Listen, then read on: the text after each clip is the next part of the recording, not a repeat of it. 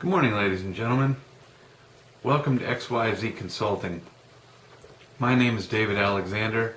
I'm the Senior Training Manager here at XYZ, which is why I put together this video to kind of give you a little bit of a foundation about what you're going to be doing working here at XYZ. So I'm going to be talking about a series of different subjects. Our time is very limited, but I'm going to try to cover as much as I can. To begin with, I'm going to talk about the role of internal and external consultants, to which that is, of course, your job. We'll talk a little bit about what you're going to be doing. We're going to talk about how the demographics across the country are changing the way the consulting industry does the work that it does. We're going to talk about the nature of the relationship between consultants and between the client. We're going to talk about strategic plans and how a more structured strategic approach can help you during the course of the duties that you're going to be performing. We're going to talk about retaining clients and, in fact, developing them yourselves. We're going to explain the importance of change management to the client development process. We're going to explain how consulting, what you do for your clients, is going to enable you to add value to the client's business, the client's products.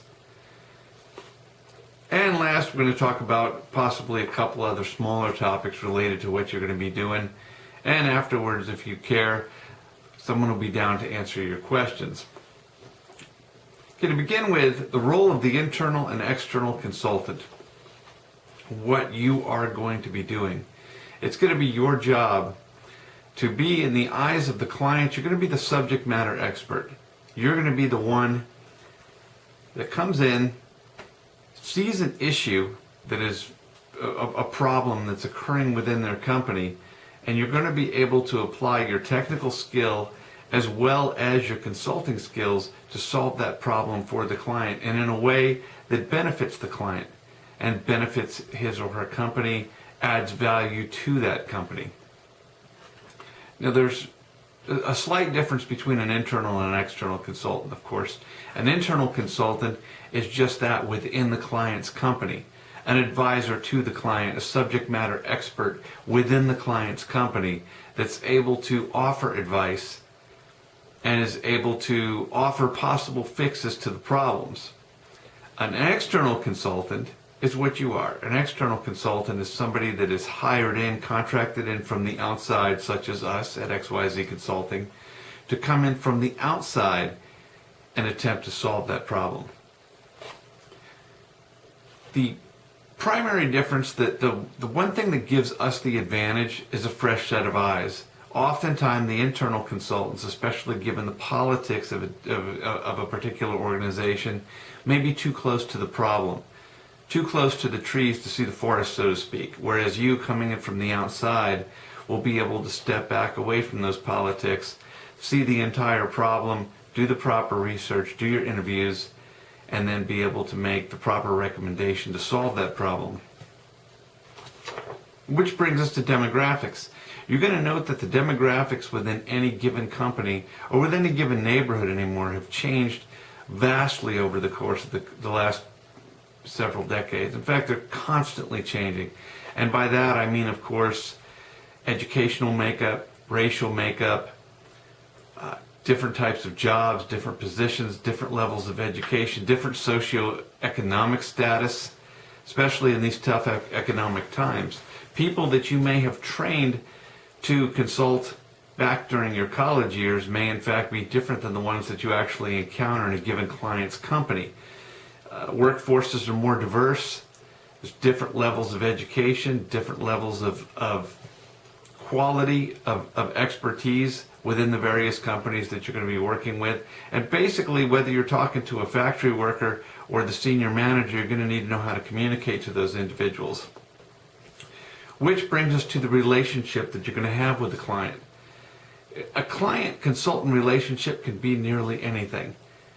It's the goal of what we here at XYZ do is to develop the strongest, closest relationship that we can with the client. Once you have done your research, done your interviews, come up with a solution to the client's problem, and presented that during the feedback session, the quality of relationship that you built with that client will determine to what extent you're allowed to take part in the implementation of your own ideas within their organization. Will you be brought in as an almost a partner to working side by side with them to solve the problem? Or will they no longer need your services once you presented your point of view? It has far, far less to do with your technical know-how than it does with the type of relationship that you built with the client. Are you able to call them on a daily basis? Did they invite you to, say, the office Christmas party? Are you in at least once a week seeing the client? Have you followed up with the client? Things of that nature will determine the nature and extent of the relationship that you have with the client.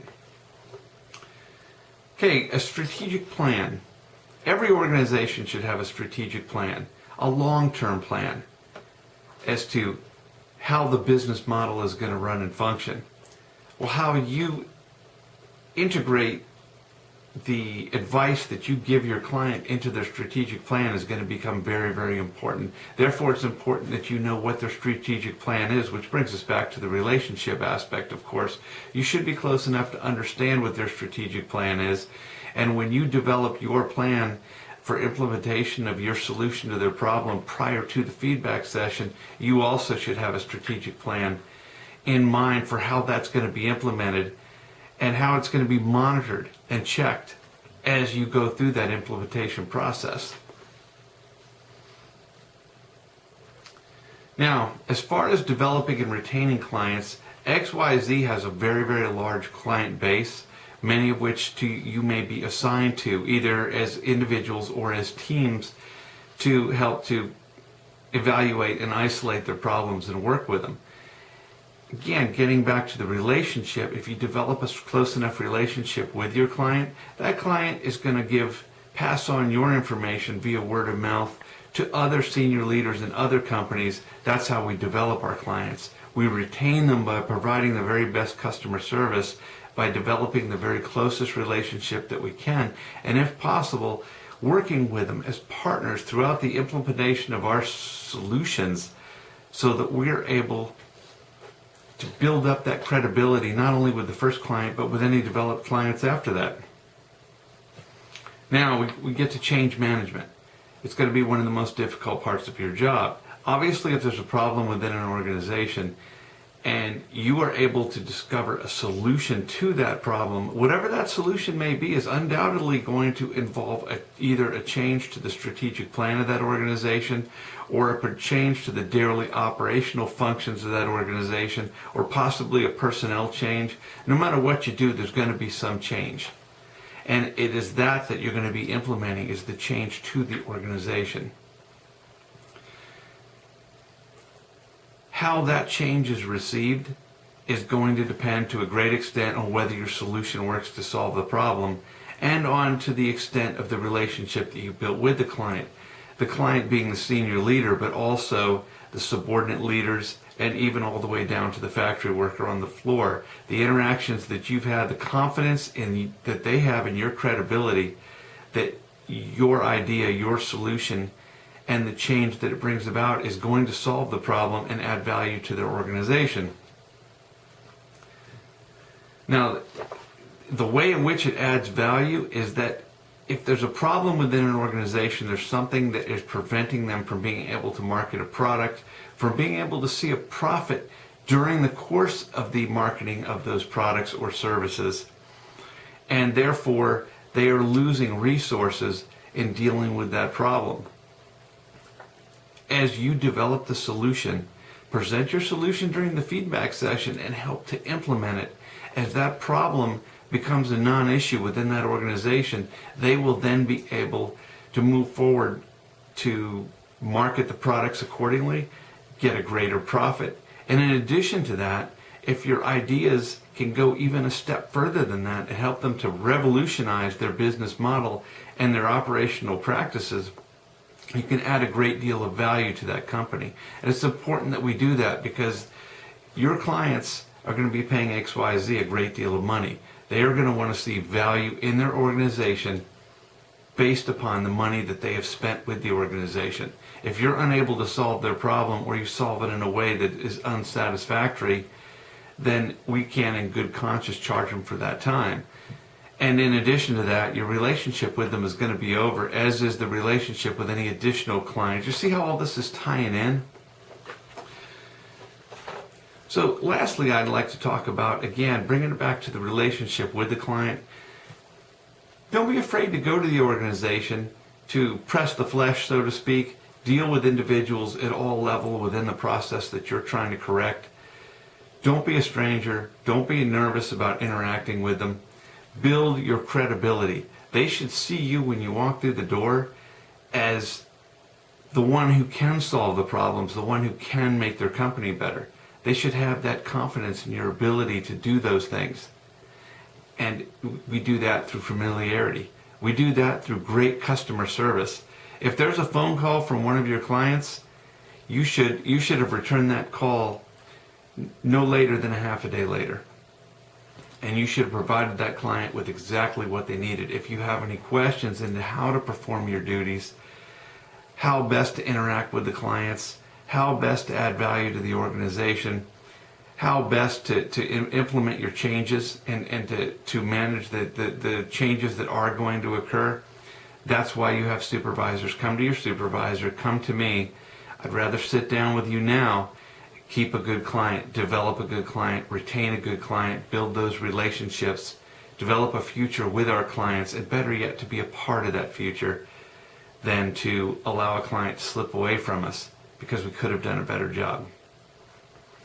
So again, today we talked about what you're going to be doing here. We talked about internal consultants, external consultants, how the changing demographics within organizations and within the public will affect how you do your consulting work and will affect how you build relationships with your client. We've talked about the nature of relationships with the clients, the interaction with their strategic plan, our strategic plan, not only our business model, but in consulting for our clients. We talked about describing the process to develop and retain clients, the importance of change management, how the consulting process adds value to your client's firm, and last but not least, we covered a couple other small topics that will help you do your job out there for XYZ. Again, welcome to XYZ. I have an open door policy. Feel free to come by my office anytime you choose.